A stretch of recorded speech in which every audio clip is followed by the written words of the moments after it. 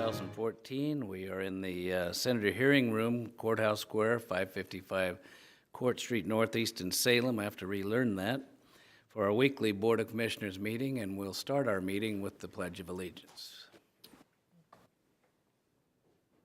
I pledge allegiance to the flag of the United States of America and to the republic for which it stands, one nation, under God, indivisible, with liberty and justice for all.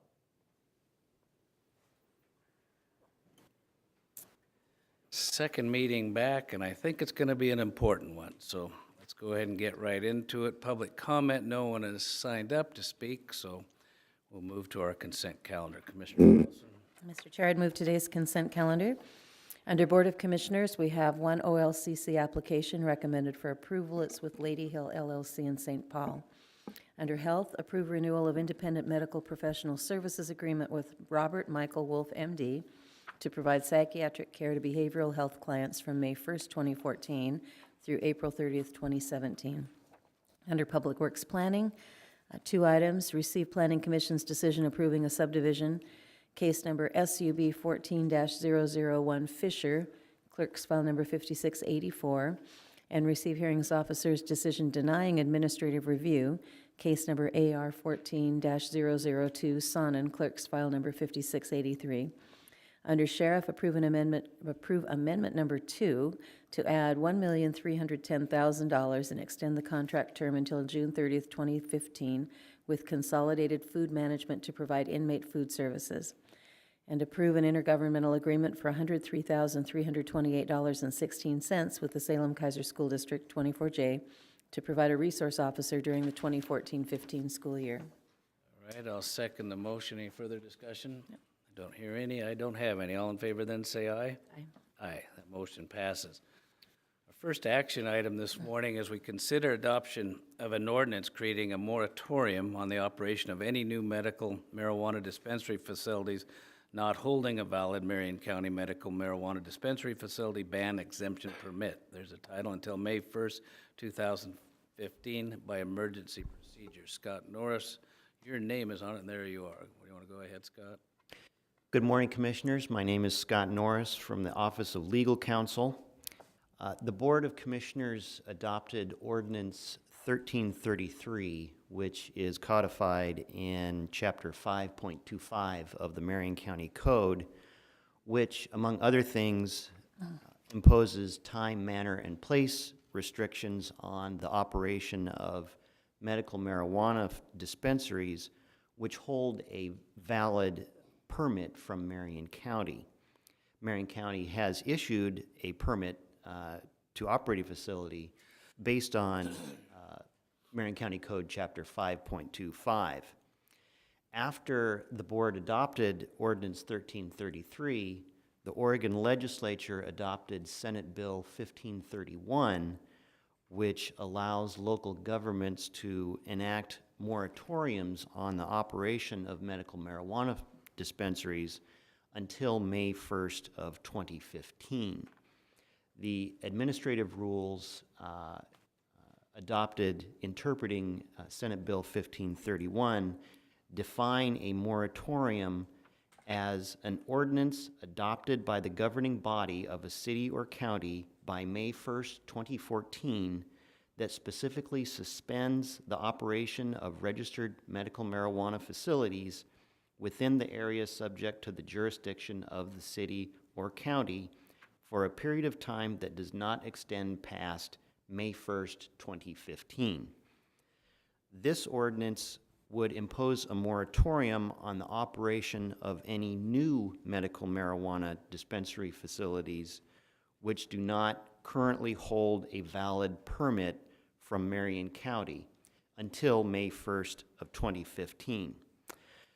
The purpose of the ordinance is to establish a moratorium on the operation of any new medical marijuana dispensary facility consistent with Senate Bill 1531 and the corresponding administrative rule. And the moratorium provision specifically reads as follows. There is a moratorium on the operation of any new medical marijuana dispensary facility not holding a valid Marion County medical marijuana dispensary facility ban exemption permit in the unincorporated area of Marion County until May 1st, 2015. As of May 1st, 2015, a new medical marijuana dispensary facility must comply with the requirements of Marion County Code Chapter 5.25 and obtain a medical marijuana dispensary facility ban exemption permit from Marion County before operating a medical marijuana dispensary facility in the unincorporated area of Marion County. And if there are any questions, I'd be happy to answer them. I don't have questions now. I'll have comments at the end. Ray Wilson, did you want to make some comments here? Yeah, I actually asked him. If you would, then would you join Scott there at the microphone? Please, if you'd introduce him on the microphone, then we'll all get it. And welcome. Good morning, Commissioners. Good morning. My name is Ray Wilson from Kaiser, and I am the chair for volunteer Marion County Alpine Dog Planning Committee. And I'll let Mr. Sauer introduce himself. My name's John Sauer. I'm a community member of LADPC. My background is in pharmacy and small business owner. With the relative confusion of the state of Oregon in adopting the moratorium, it kind of threw things for a loop for us.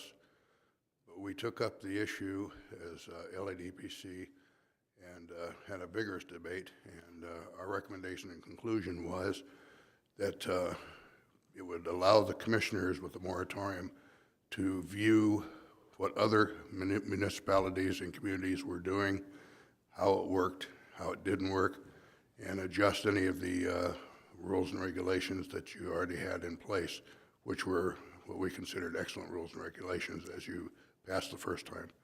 That essentially was our recommendation for the moratorium. I don't know if you have any comments, John. No, I think I'm good. And one of the things I want to say that Mr. Sau brought up during that, we are not trying to get in the way of somebody starting a business. Small business owners are vital to our community, and you know, they put a lot of time and energy in investing into their business, whatever it may be. Ours was just a concern the moratorium might be beneficial to the overall in the future. You have a number. Is there anything else, Ray? Excuse me. No. I was just going to ask them a Go question. ahead. No, Mike. Maybe you can describe a bit about the reason why the LIDPC came to the conclusion that they did, because you sent us, as a board, the recommendation that we impose the moratorium. So can you discuss that in a little bit more detail? Well, it was basically after the pros and cons were weighed and the various resolutions and ordinances were looked at. It was just simply came down to a matter of it would allow the commissioners more time in Marion County, more time to evaluate the efficacy of medical marijuana dispensaries in Marion County and to adjust regulations as may or may not be needed. It's as simple as that. Anything else? Mine are just kind of repeating Ray's comments. I actually wrote them down beforehand, but I can just read it. I don't, in this whole process, I didn't want Marion County to be a center for marijuana distribution or industry at all. I wanted time to let issues develop, and that was what you were saying, Ray, see what happens in other jurisdictions, primarily Washington and Colorado here, and what I consider horror stories coming out of that, and just slow the whole process down. And I think we had it pretty well covered. Things changed after we passed our ordinance, but this will buy us more time and let it settle out and accomplish those things I just described. That exactly was our feeling, Commissioner. Ray, you look like you had enough. Okay.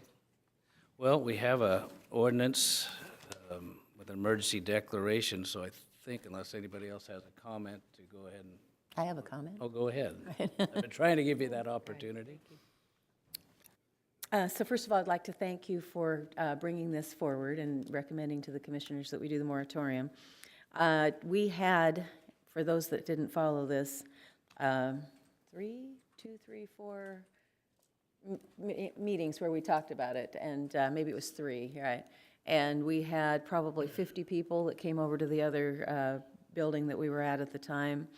Most of them were proponents of medical marijuana facilities. Number of them were business owners of medical marijuana facilities. They were passionate about their desire to continue their business. We listened to their comments, and I think, there were several people that testified that presented themselves as having legitimate reasons for needing medical marijuana. So whether we agree with that or not, and the district attorney did a very excellent job in Mount Angel night before last describing all of the problems with marijuana, particularly in the jurisdictions of Washington and Colorado, but also the issues that we talked about at length in those meetings about the influence on children, their access to marijuana, the fact that while there may be a few people that have legitimate reasons for it, there may be a number of other people that get medical marijuana cards but don't necessarily have the legitimate need for that. And it's not regulated by the FDA, and there's no dosage or no understanding about exactly how much is enough and how people ought to use that. So there's a lot of research that needs to be done. We implemented during February, when the special session, well, the short session was going on at the legislature, a ban on medical marijuana dispensaries in Marion County. So if anyone wants to know what we did, we actually banned it, and then we allowed an exemption permit. So in the farm and forest areas of Marion County, whether there's a moratorium or not, there is not any ability for a medical marijuana dispensary to be placed there. In the industrial, commercial, and mixed-use zones, I'm looking at Joe, he's nodding, those areas are, there's a potential for medical marijuana facilities to go in, but they need to come into Marion County, apply, meet background checks, meet any number of other requirements. Some were state requirements, but we imposed a higher standard. So for example, the state said that a dispensary could not be within 1,000 feet of a school. We added within 1,000 feet of a relief nursery, of a child care center, of a park, of other, not remembering all the details, but those are some examples. So there has been one applicant that has gone to the Oregon Health Authority, been authorized to have a dispensary, went through the Marion County process, has completed, and has a ban exemption permit. That person will be grandfathered into this. The moratorium does not apply to that one facility, and that's the only facility that I know of in Marion County that has gone through that process. For me, in addition to all of the things that the sheriff and the district attorney have testified about the problems with driving impaired, the problems with criminal activity, the problems with children and youth, as we talked about. The other big concern that I had is that I think pretty much every other jurisdiction in Marion County, every other city has imposed a moratorium.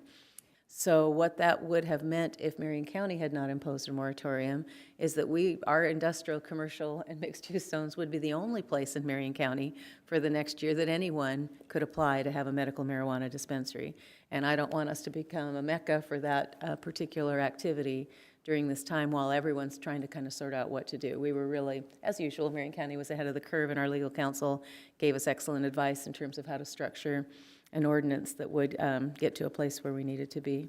So I'm very supportive of us doing this today, and I know that the folks that came and testified are aware that this is going on. I don't know, I'm hoping they didn't go to the wrong place, but I'm assuming that they're understanding why it is that we're taking these measures. So those are my comments. Very good. So now I get to make the motion, right? If you would.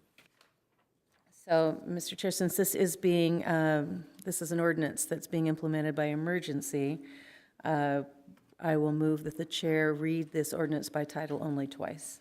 Second the motion. Any further discussion? Nope. All right, call the question. All in favor, say aye. Aye. Aye. Motion passes, and I will do that and read it twice by title. This is an ordinance imposing a moratorium on the operation of any new medical marijuana dispensary facilities until May 1st, 2015, pursuant to Senate Bill 1531 that was in 2014, and declaring an emergency. And for the second time, an ordinance imposing a moratorium on the operation of any new medical marijuana dispensary facilities until May 1st, 2015, pursuant to Senate Bill 1531, and declaring an emergency. Now, Mr. Chair, I would move that the board approve the ordinance by emergency that imposes a moratorium on the operation of any new medical marijuana facilities until May 1, 2015. I'll second that motion. Further discussion? None again, so call the question. Then all in favor say aye. Aye. Aye. That motion is passed and that ordinance is in effect. Thank you all, and Ray especially, and for all the work you do. I've sat in on one. I know it's important, and interesting isn't quite the right word, the work you do, but important, I'll leave it there. Gloria. Mr. Chair, Commissioner, just as a follow-up on that, we will now have to give notice of our ordinance and send that ordinance to the Oregon Health Authority so that they understand that a moratorium has been imposed, and that's pursuant to the administrative rules that were followed. Right. Thank you, Gloria. Our next two items this morning are related. The first is to consider approval of an order listing tasks to prohibit the transfer, acceptance, and destruction of fetal tissue at the waste-to-energy facility in Brooks, Oregon. Gloria, you're first signed up, but I kind of wanted to take a minute to ramble. I think, you know, I don't go too long usually. And just some thoughts on both these next two items. It has to do with our ability to burn medical waste in Brooks. So for a number of years, Marion County has had a program that separates medical waste out at clinics, hospitals, wherever they're generated here in the county. And because of a unique ability here in Marion County to dispose of those materials, they're handled separately, both in those offices, collected separately, taken to the burner, on hand to a rail, and right into the boilers. I hear 2,000 degrees. Always thought it was 1,800. Anyway, plenty hot to totally destroy these materials, and it really is a leadership position in the state of Oregon to handle them correctly. Over the years, we've expanded that ability using extra capacity and made that service available to other neighboring counties, even up into Southwest Washington. It wouldn't be my favorite. Coming from there, it's still part of our region, and you get into interstate commerce rules, so fine. Either way, we're providing a great service. It expanded up into British Columbia. Not sure I knew, didn't recognize the problems with it, and that started some of our problem. As you may or may not recall, I probably should have started with, a week ago, we're faced with the disturbing news that fetuses out of British Columbia have been coming down and being destroyed in our facility, and all the horrible things that come to mind through that. So we've looked at, I got to say here, there's some that argue it never happened, and I don't know. I guess I really don't believe that, but whether it happened or not, we looked at our ordinance and found loopholes that didn't prohibit it. So if nothing else, I'm hoping today we'll clear that up, close those loopholes, make sure it doesn't happen again and won't happen. I also, if you hear me, this is a necessary service. These materials are backing up, so it's also part of my hope that today we can get the legitimate byproducts of the medical industry, is how I'll say them, into moved, destroyed, and as soon as possible. And then before I end, I should, maybe you'd say this at the end of the thing, but I just want to make note, and for you, Commissioner Carlson, too, our partners in this in the solid waste industry, primarily Covanta, but certainly our own collectors. I just want to make note how cooperative they've been throughout all this process, trying to deal with us. Covanta has had an increased scrutiny across the country at their facilities. I noted in some of earlier testimony, they already prohibited them. I believe it was in Oklahoma. I may be wrong, but they were ahead of us there. So we're going to catch up today, I hope, and make sure we get this stopped and it won't happen here again in Marion County. One last thought, it may cause problems with different municipalities, businesses to have to deal with fetuses correctly, but if we accomplish that they do separate them, handle them with respect, either cremate or buried, and take them out of the waste stream, if we accomplish that across the whole country, I'd be real happy with that. So that's my rambling. Anything else before we start? I'll let Gloria talk and then All I'll. right, Gloria, go ahead. Thank you, Mr. Chair, Commissioner, and I would like also for Scott and Jeff to be available at the table as we go through some of these items in case there's some updates on particular points. As you're aware, last week, the board held an emergency meeting when it discovered that there was this loophole and immediately took some actions and directions to staff on how human fetal tissue should be handled in Marion County. And as part of that, there were a number of tasks that the board started and has undertaken, as well as ones that we're continuing to do. And so this order basically is a recital of those tasks. And there are other additional things that the board might consider to address this issue, but just briefly, or to go through these tasks, these are the steps that the board has taken to prohibit the acceptance and destruction of human fetal tissue at the Brooks, Oregon waste-to-energy facility.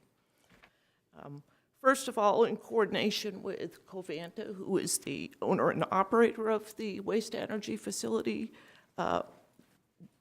they immediately stopped the acceptance and destruction of all boxed medical waste pending code revisions and contract revisions and really problem solving of this issue. And I believe that Jeff Bickford, our environmental services manager, had those conversations with Covanta. Good morning, Commissioners. Jeff Bickford, Environmental Services Division Manager of Public Works. That is correct, is the Covanta, since this incident has happened, has not yet taken any of that material. And as we get into the other items, we'll discuss when that should be starting shortly based upon the new process. The second item was that Public Works and Environmental Services contact the present infectious waste haulers, and we have 15 of those, to inform them of the hold and the prohibition on the acceptance of human fetal tissue in the boxed medical waste. And again, that was pending code revisions, as well as with the expectation of immediate voluntary compliance. The contracts as written, like the code, had some loopholes. There's a particular type of infectious waste that includes certain pathological and biological waste, and without a specific prohibition against including human fetal tissue, that's the category of infectious waste that was coming in. And our haulers, and we have worked both with the haulers directly as well as with the legal counsel for the Haulers Association regarding this immediate hold. And I believe, again, Mr. Bickford may have had the conversation with the other haulers. I've only had discussions with our local hauler. And that is correct. I have had the conversation with all of the particularly, obviously, our local haulers, Marion Environmental, as well as all the out-of-county haulers as well. And all of them have said they will voluntarily comply. Obviously, it was 15, now is 14. I'll just amend that. The next item that's going to be on the board's agenda today is the emergency amendment to our code to exclude human fetal tissue from the solid waste stream and from the definition of solid waste and from infectious waste. And we'll wait to go through the specific definitions when we get to the ordinance amendment that Scott Norris will review.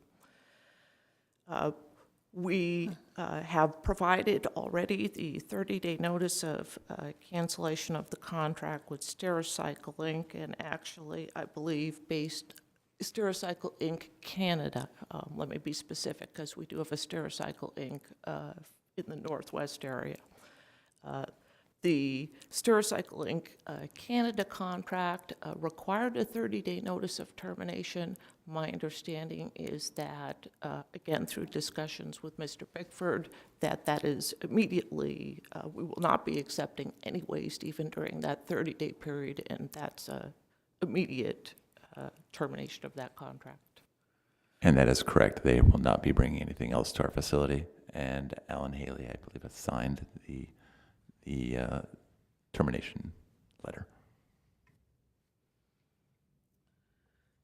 For the other, now 14 haulers, they will be given a 30-day notice of cancellation of the contract with the intent that, although it says amend the contracts really need to be revised in total. So basically, we're going to be putting out new contracts to all of the haulers. Those contracts, the standard form of contract hadn't been reviewed in several years, and so there were like insurance provisions and other terms that also needed to be updated. So those will have the specific prohibitions as well as the requirements on certification and allowing for suspension or termination if the provisions are violated. Presently, though, all of the haulers are voluntarily complying, even under the terms of the present contracts. Number 6, again, that's what we're talking about, updating the form of contract, and we will do that. I'm working with finance. As you know, we're still in the transition phase, and finance has just been moving the last couple of days. So when we get that contract revised, we'll be bringing that. And those contracts will now be signed by the Board of Commissioners at the highest level of authority. So you will be well aware of those contracts. And then finally, the last task here is to prepare and negotiate amendments to the present and future contracts with Covanta to incorporate these code changes and other changes that the board is considering today, as well as to reduce the minimum guaranteed tonnage of boxed medical waste. And that's the floor. And basically, the floor is intended to just provide a minimum level, but not a maximum level. And right now, the county doesn't want to be in a position of having to look for boxed medical waste outside of the county, and so that should be as low as possible to only address Marion County's needs. But if there's additional capacity, then that would be coming under the terms of these infectious waste hauler contracts.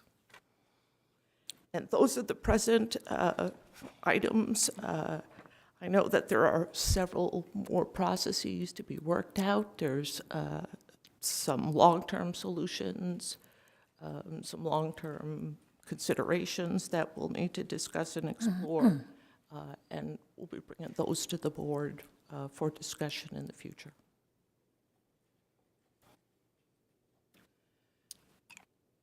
All right, thank you. Go ahead if you'd like. I don't have questions, I just have comments with this. Please. Trying to make them. All right, thank you, Gloria. Thank you, Scott and Jeff, for the overview of the order. And this order is everything I had hoped it would be when we talked about this on Thursday morning, so thank you for putting it together quickly.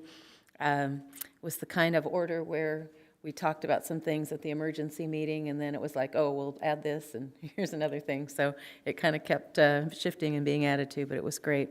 So I want to back up to what Commissioner Brentano started with and kind of walk through the chronology from my perspective. So first of all, there was an article written by an investigative journalist up in British Columbia that was published on April 21st, so that would have been a week ago Monday. And that article was then picked up by a national website on Wednesday, April 23rd, and that's when it was sent by email to the board. I opened my email at about 3 o'clock, so I think it came out somewhere between 2 and 3 where I first became aware that there was this issue out there. The nation was outraged. I mean, the amount of concern, passion, disgust, horror about finding this out was, it was huge. And as a Board of Commissioners, we went back to the office, set an emergency meeting for the very next morning, April 24th, sat down with our staff and said, okay, here's what we need to do, and walked through the process. And so here we are 1 week later with a lot of work having been done. We put an immediate halt, as it talks about in the order, to the process. There are many complications to doing that. I mean, it's one thing to say that you're going to halt it immediately. It's another thing to make it take effect and actually be more than just hollow words, but actually make it happen. And I do believe that we have done that, particularly through the good work of getting voluntary compliance from the haulers, from Covanta, from Stericycle up in British Columbia that we're canceling the contract with, that could say, well, we have rights to bring you our medical waste for another month. But they are telling us that they will voluntarily not do that. We've heard from many people from across the nation this week, a lot of people locally. Two constituents in particular, one called me several names and was very unhappy with the action that we're taking. Another one said that, called by phone to the board office and said we were imposing our religious beliefs on Marion County. I think those two gentlemen are in the minority in terms of how they feel about this. I think no matter what your religious beliefs might be, that anyone who believes in a civil society would say that this is not something that we should be doing out of respect to human life. There is also some denials going on, denials that it ever occurred. There are conflicting stories. My belief is that something happened, or if not, something could happen, and that it's imperative that we take this action that we've taken and move forward as we have planned to move forward. The order that we will be approving formalizes the direction that we gave to staff a week ago. So the order really took effect a week ago. This is just putting it all on paper and passing it in a legal sense to formalize it. There are a number of practical issues that came out in subsequent conversations in terms of how to make this operate. And to wrap my arms around it, I block it into kind of three segments, and the first two kind of overlap. So there's the immediate issue, which is that there were trucks that had medical waste loaded on them. We found out later that actually the Covanta, that part of Covanta was down, so they wouldn't have been accepting it anyway, which was an interesting coincidence. But nonetheless, there are rules for health reasons that medical waste needs to be disposed of within a pretty short window of time. So in order to make sure, again, that we didn't say we were taking immediate action to halt this practice, and yet we're going to let any truck that actually had something on it already go in, we've implemented a pretty thorough process of certification. So there have been intensive phone calling done by our staff and by Todd Irvine from the Haulers Association to contact folks not only within Marion County, but outside of Marion County, in the Northwest area particularly, to make sure that they would certify that every box of medical waste that is going into that facility does not contain what we're calling human fetal tissue. These would be aborted fetuses. So that in the immediate term, we're confident that that is occurring. Then in the transition time, which is the 30 days from the time that we have, when we give notice on the contracts until the contracts are changed, again, making sure that we have voluntary compliance and working very hard to put in place the language in the contracts, the language in the certification, and there's some language that's been drafted. Legal counsel, staff, the haulers have worked together to find language that would work for everybody to be able to certify. So what I've learned in this process is there are the people, the haulers, and then there are the generators. So the generators are like the hospitals, the clinics, and so on. So if you think about it, there are about 500, they said, generators. Is that in Marion County? And then, Correct. And then there's more than that, obviously, in Washington, Northwest Oregon. So it's a lot of people to contact, but if you try to shuffle it down, I mean, there are some generators of medical waste that would not be suspect. Dental offices, veterinarians. I mean, you start going through, you know, the numbers of types of clinics that don't do obstetric or gynecological work. So really, we need to narrow it down to those medical facilities that do that and make sure that we have strong agreements with them. So that is happening within this 30-day period. And then the contracts then will be not amended as we had suggested, but they will actually be changed. The signature authority, I think, is critical to understand because at some point in, I'm not sure how long ago it was, 2006, 2005, the authority was given to the department to sign these contracts and not to the Board of Commissioners.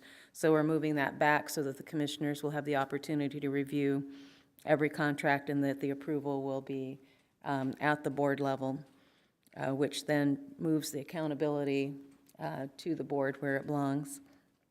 I think the last comment that I wanted to make was, and then just backing up. And so then the long term, that third segment would be once the ordinance takes effect with the changed language, which we're approving today, and the contracts take effect under that ordinance, then making sure that that process continues and that we don't lapse in terms of having those certifications in place. I think we're going to be requiring written certifications at that point rather than verbal from every generator, and every hauler certifies that each generator has signed that written certification. And we want to implement a process where we do random inspections because, again, if people certify but there's no inspection process, then we don't, again, want to have a form without substance in terms of how we're addressing this issue. So then the change also in the Covanta contract, which is discussed in item number 7 of this order, is reducing the minimum guaranteed tonnage of box medical waste. So our current contract, which was an amendment to our old contract, and then our new contract, which takes effect pretty soon, right? Yes, in September of this year. Right.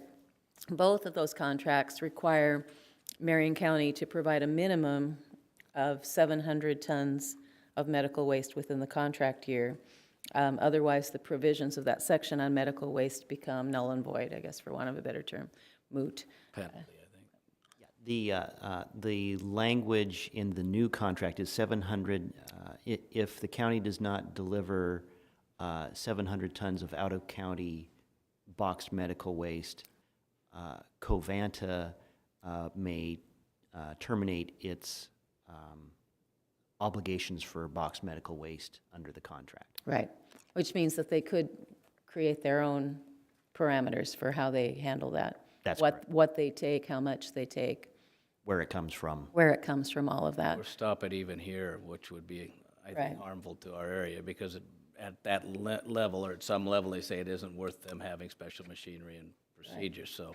So the county, Some number that's right, the right. county loses control and the people's representatives lose the ability to influence that process. Correct. So it's critical that we make sure that in that contract, that the floor that we put in is something that we can provide so that we can maintain those contractual parameters that we've put over. So we discussed at Management Update on Monday the idea that we would drop that from 700. Jeff, how much was it that you were talking about? To 300? 300, right. And what is the average that we've been sending in a contract year to Covanta? Well, for calendar year 2013, it was getting about 1,500 tons of out-of-county medical waste. Right, so at 300, there would be very minimal risk that we would not be able to meet that threshold. Correct, especially considering that the majority of basically all of our current contractees are going with full compliance and want to continue to use the service. Right. And then the last thing I might just point out on the order, since a lot of people in the audience probably don't have a copy of it, it talks about about the matter coming before the board today, that we've had a longstanding affiliation with Covanta, that we held this emergency meeting, that we got receipt that human fetal tissue may have been received for incineration. Then the last whereas says, whereas the board finds this morally reprehensible and has directed that this be stopped immediately, and then therefore it goes into the steps. So it does lay out our moral and ethical concerns about what has transpired, and then lays out clearly the steps that we are taking to make sure that this is not happening and will not happen. Gloria, I have one. I'm not unhappy with it. You've already told me that it can't be done, but I'm asking you to give some more consideration to the subject. I'm just feeling a weakness in number 5. I'm looking still at the order, not how it comes up. And it says that if this is violated, immediate suspension or termination of the contract for noncompliance. I'm still looking for some type of stronger penalty. I can make the case, I won't say it in nice legal terms, but that would interfere with our ability to provide an important program to our county, and there's certainly some loss there, and to try to encapsulate some type of financial penalty, not just termination, and even personal guarantees. But please give it some more thought, and if we can tighten that up or do something, I'd appreciate it, and I think it's correct.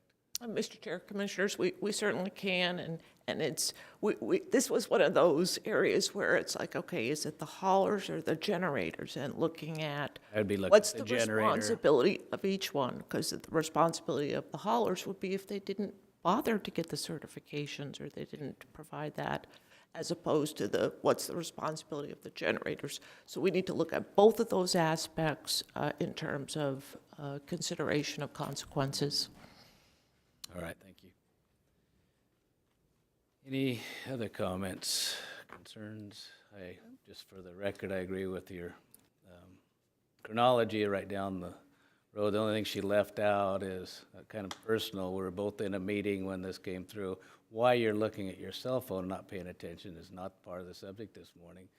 But when she showed it to me, do you know anything about this? I'm going, oh my, can't be true. And she's already making moves to stop it now. And I concur with that in hindsight, but I'm glad we move as quick as we went. Anything else? I do have to say that I watched you read it at my phone when I handed it to you, and you went from pink to red to purple, so. Probably doing it. Right, yeah.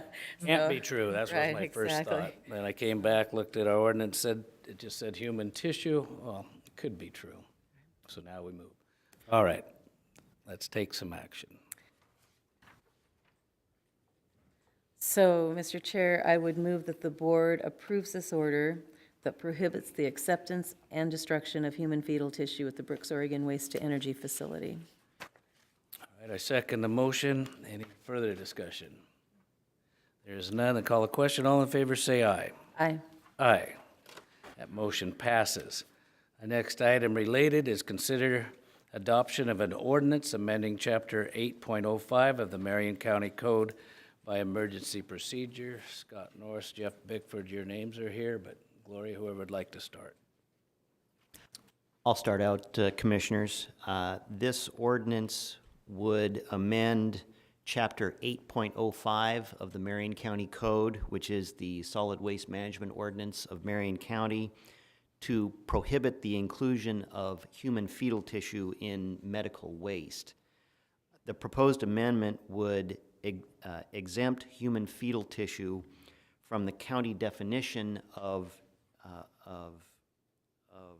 infectious waste, would prohibit the inclusion of human fetal tissue in infectious waste being delivered for disposal in Marion County, would require certification that a shipment does not contain human fetal tissue, reserves the right to inspect shipments, and states that the failure to comply with the requirements of the ordinance is a basis for rejection of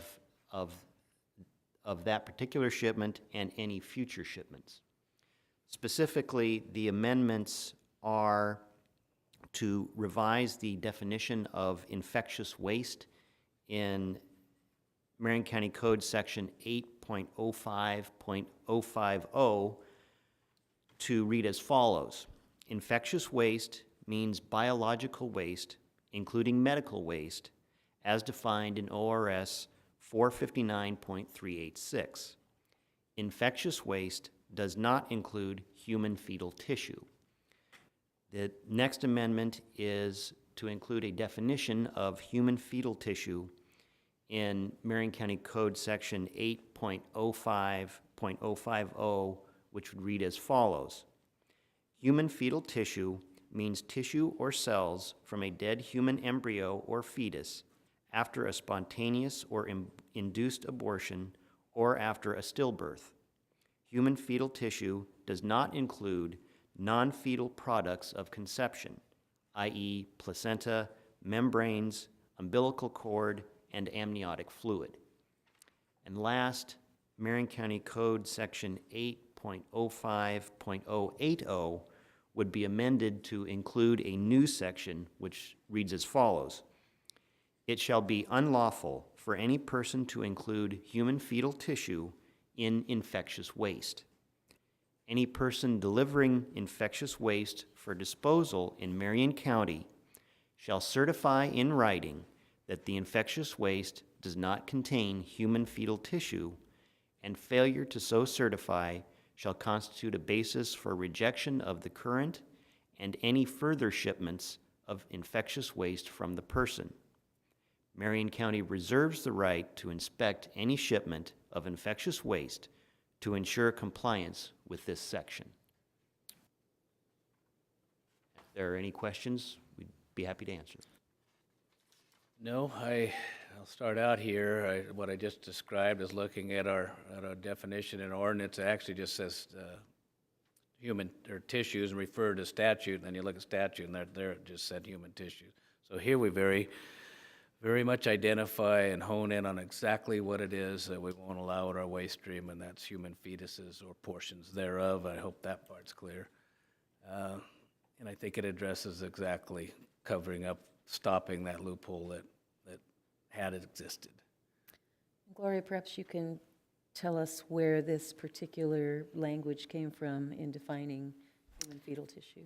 Sure. The definition of human fetal tissue is actually a definition that comes from the United States Code, and it's relates to research with human fetal tissue. We did not want to tie to that specific act. However, it was a very specific definition, at least as to the first part, that human fetal tissue is the tissue or cells from a dead human embryo from either a spontaneous or an induced abortion and after a stillbirth.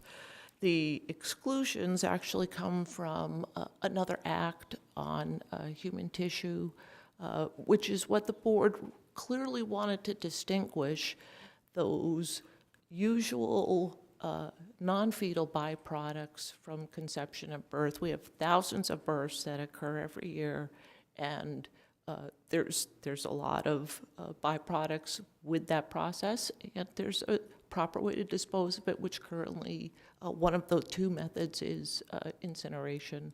And so those are proper medical ways that would be accepted under this definition. Thank you. And I would just add a comment that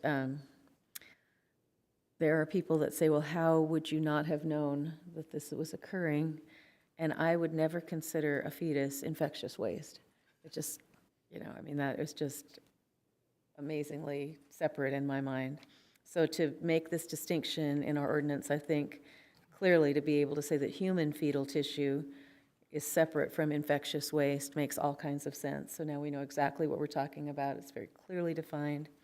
It's distinguished from as you mentioned, what they call the non-fetal products of conception. So those would be accepted by the waste energy facility, and the human fetal tissue would be dealt with in a proper and respectful way.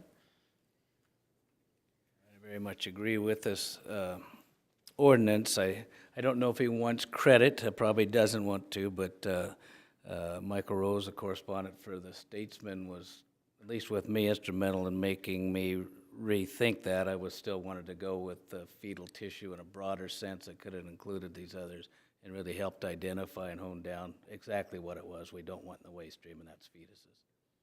So whether he likes that credit or not, he helped me. Anything else? Well, thank you, Michael. So I will move, Mr. Chair, that, again, this is an ordinance that is being implemented by emergency. So the first motion would be that the chair read this ordinance by title only twice. Second the motion. Further discussion? Anybody? No? And we'll call a question. All in favor, say aye. Aye. Aye, the motion passes, and I'll read this first time. It's an ordinance amending Chapter 8.05 of the Marion County Code and declaring an emergency.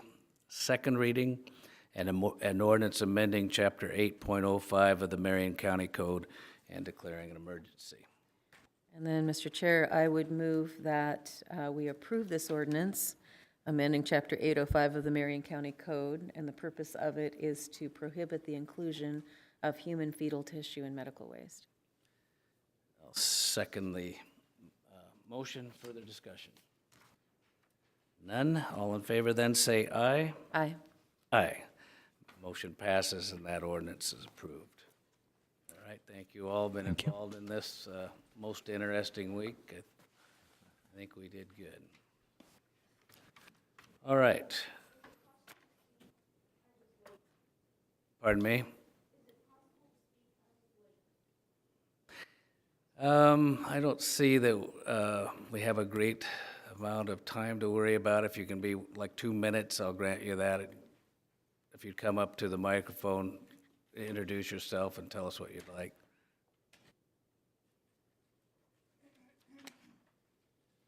I'm sorry, I went over to the other facility. I didn't realize you had moved. We're happy to move, but go ahead. Yeah, hi. My name is Rebecca Roth, and fetal tissue is fetus, young one, baby. Embryo is bursting with life. Those are the meanings of those two words. Here in Oregon, it's legal to have a procedure which is infanticide. It's the killing of a young one through all 9 months. And outrage that those remains are taken to the garbage facility where we burn garbage is kind of hypocritical in my mind, because we're condoning women being able to choose to kill their babies. What are they going to do with those bodies? Has anybody addressed what is going to be done with those bodies? Those are human babies that have been murdered. There's a doctor who just got put in prison for, his name is Dr. Gosnell, for killing babies outside the womb. As long as it's done inside the womb, it's perfectly legal. What is done with those remains? The Planned Parenthood is coming into the schools here, and they have a financial incentive to get girls to become active in sexual relations and in the babies that result from that, and teaching them that they want the sex but not the child. The child, as long as we consider it a piece of garbage, does it matter where it ends up? Does it matter if it's burned or not? Bernard Nathanson, who was an abortion doctor, committed 25,000 murders of babies. When the technology of ultrasound first came along, he thought, oh, I'm going to do something really neat here. I'm going to take an ultrasound picture of this baby as I kill it. Well, he thought, as I abort it.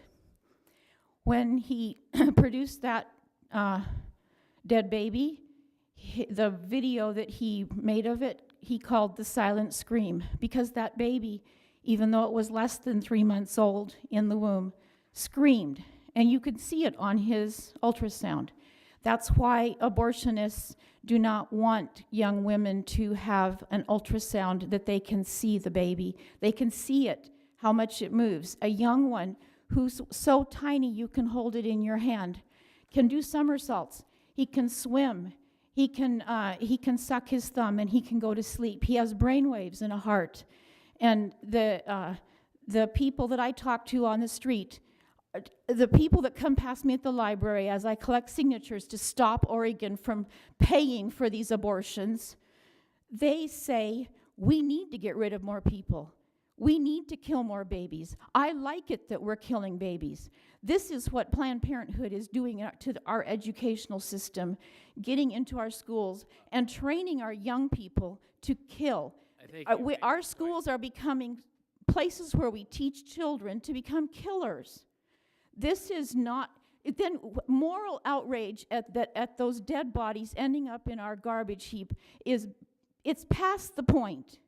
We need to stop having. I understand your message, and thank you very much for coming in. And what we've done in Marion County is make sure that they're not treated as garbage. All right. Let's move on, and certainly a much happier subject. Consider approval of a proclamation designating May 4th, 2014 as National Corrections Professionals Recognition Week and May 11th to 17th, 2014 as National Police Week in Marion County. We have Commander Sheila Lawrence, and you're not Eric, but Troy Clausen. Go ahead. Good morning. Good morning, Mr. Chair, Commissioner Carlson, members of the board. You are correct. I am not Commander Eric Ladd. He is out ill today, so I am sitting in for him. And to my right is Commander Sheila Lawrence from our institutions or jail facility. And would you like to start with the Police Week or the Corrections Week first? Well, it says corrections is first on the title, so go ahead that way. Okay. Very good, we'll do that. Good morning. In 1984, then President Reagan made the first full week in May, National Corrections Week. We've changed that to our Corrections Professionals Week to encompass all of our staff. And we plan to celebrate that a week from today on the 7th and recognize the work of the men and women of the jail and the work center. We have amazing staff, and we also plan to celebrate the jail's 25th year anniversary. So on May 7th, we'll celebrate 25 years of the Marion County Jail. And another busy year for us. We processed over 13,000 inmates last year. We have maintained the work center at 144 throughout the year, and also helped relocate the Demunis Resource Center to the work center and continue to work with them to help the people that we serve. We're starting the garden this spring, and we'll donate the produce to the Marion Pulp Food Share at the end of the fall, and continue to expand our recycling program and see the cost savings of that. So a few of the things that we've done this last year. Yes, well, we get glowing reports on how things are going. Appreciate you bringing this forward, and I'm pleased to be able to attend the luncheon next week for the 25th anniversary. Very good. This is where I'll beg out. I'll be going to Woodburn because we haven't been able to be there, but she's going to apologize for me again, and I have enjoyed. I've told some of you this story before, but it just comes to mind. Like 25 years ago when the jail was first opened up, they had an opportunity for local elected officials to spend a night there before they allowed the regular clientele in. I don't remember what happened, but I couldn't go. But I think they've been trying to get me ever since, just so you know. We have a bed reserved. That's a period of time that to me that doesn't seem like that long ago. And I will also say this, when I walk into, we make annual, sometimes semi-annual tours. When you walk in, it looks as fresh as that opening day, and that's testament to all of your abilities and concerns to keep it that way. Thank you. Roof's leak and stuff, and we take care of that, but it's shiny and clean and as good as it can be.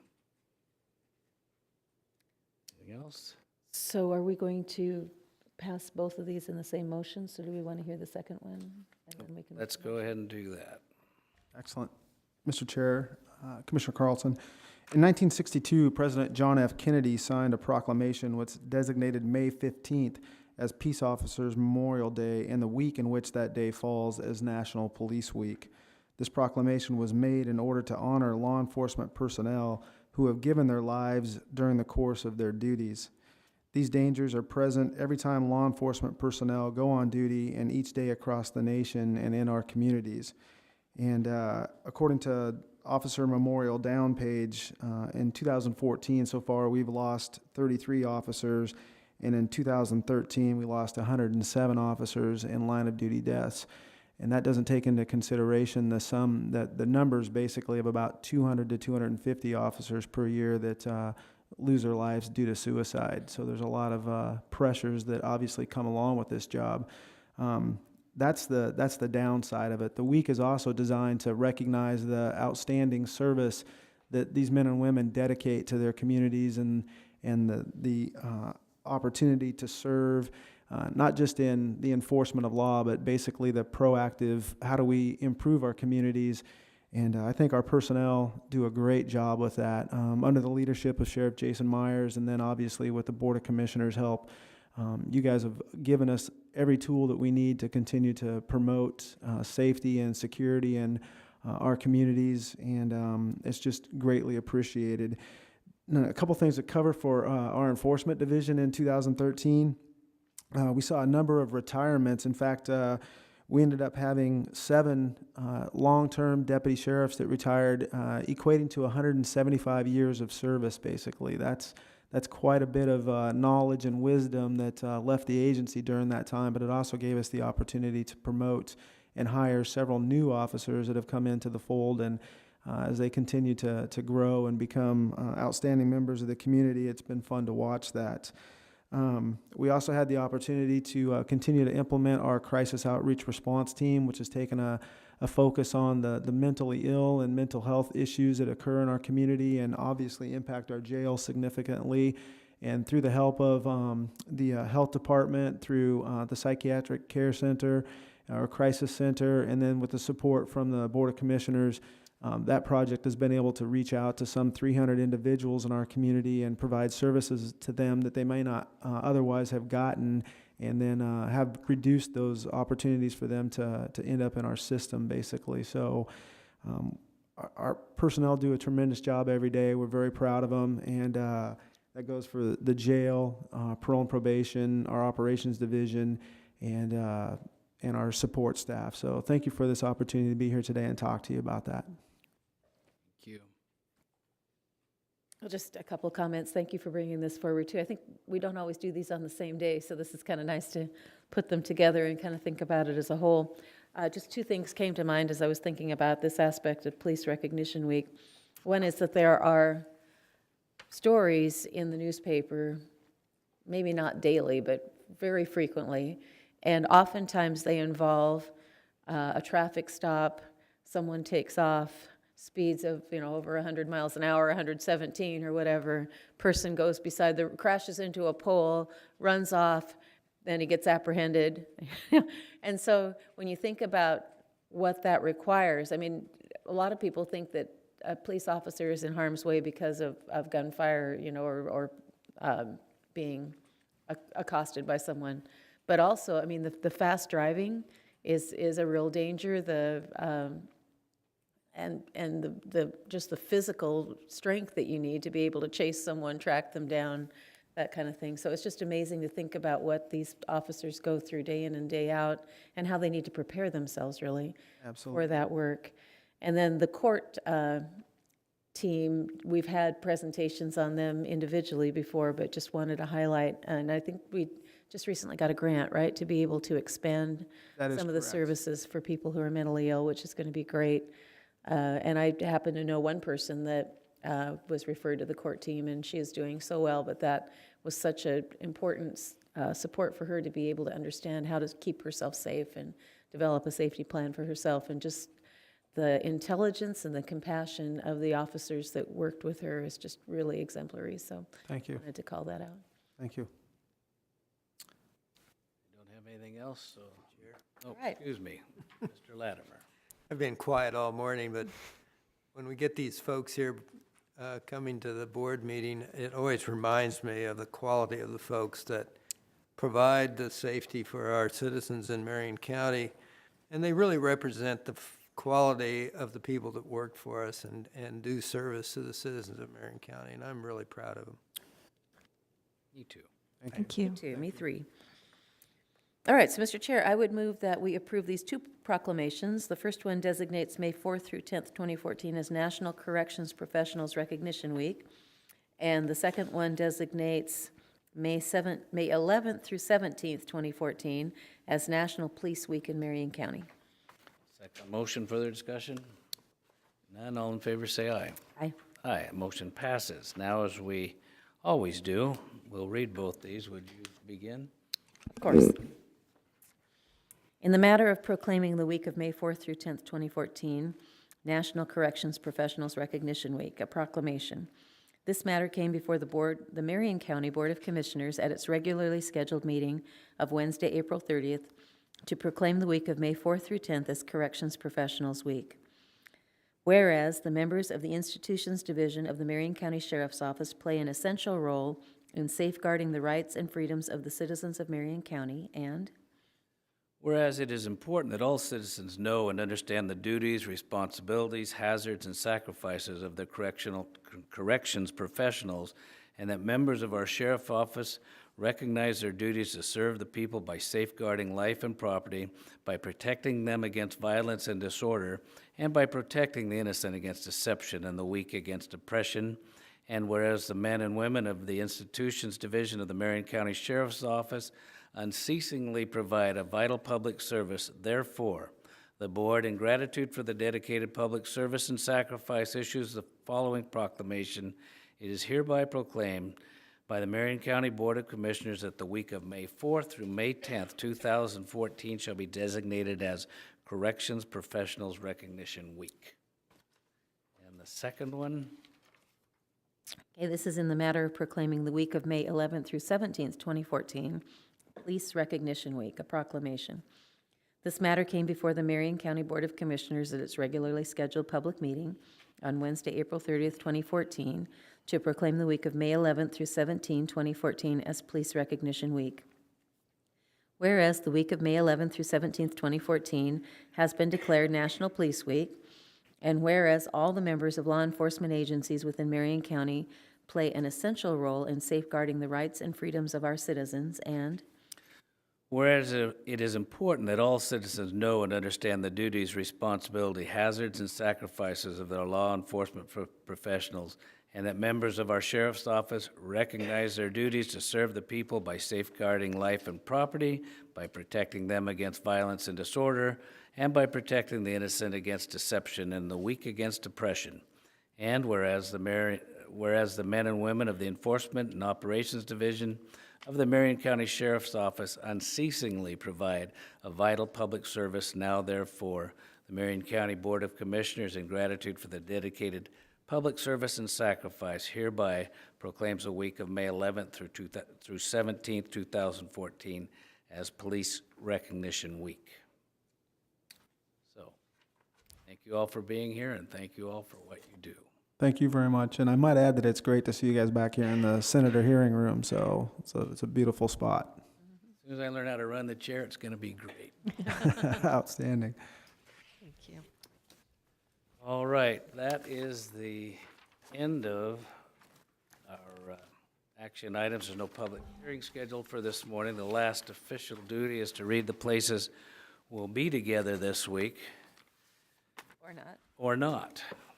The first is tomorrow morning early, 7 o'clock to 8:30, Marion County State of the County presentation to the Salem Chamber of Commerce Public Policy Committee, Broadway Commons, Kaiser Room, 3rd floor, 1300 Broadway Street, Northeast in Salem. Monday, 9 o'clock to 11, management update. Those are where we are brought up to date on different concerns around the county. That'll be again at 9 o'clock, Silverton Conference Room, 5th floor, Board of Commissioners Office, 555 Court Street, Northeast in Salem. 11:15 to 12, an executive session pursuant to ORS 192-6602D, also in Silverton Conference Room. Tuesday, 8:30 to 9:30, one-on-one department head elected officials meeting with Shelley Wilkins Enger, Housing Authority, and that'll be in the Silverton Conference Room. That'll be followed at 10 o'clock by a work session having to do with the new requirement of the state SB 6 animal Rescue Organization licensing in the Silverton Conference Room.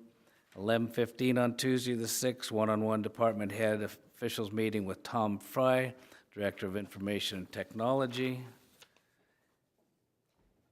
And then Tuesday, 1 to 3, a site tour of Hall property, and that's at 4626 Petty John Road South in Salem.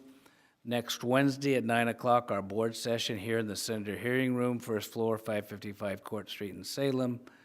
And 11:30 to 1:30, and we just said we won't be at both of these. Both of us won't be at both of these, if that's English. 11:30, Marion County Jail's 25th anniversary and National Corrections Professional Week. That'll be at the Marion County Jail, G-Pod, 4000 Omsel Highway Southeast in Salem. Also at the same time, our monthly meeting with the City of Woodburn and neighboring officials and persons that are interested. Woodburn, Marion County meeting location to be determined. And then at 3 o'clock to 4, one-on-one department head elected officials meeting with Alan Haley, Public Works Director. And that'll be in the Silverton Conference Room. So, the meeting was rather easy. The week was rather difficult. I'm glad they're both over. Anything else? No, not really. I think we've, Covered it all. we have. All right, then we'll call this meeting adjourned.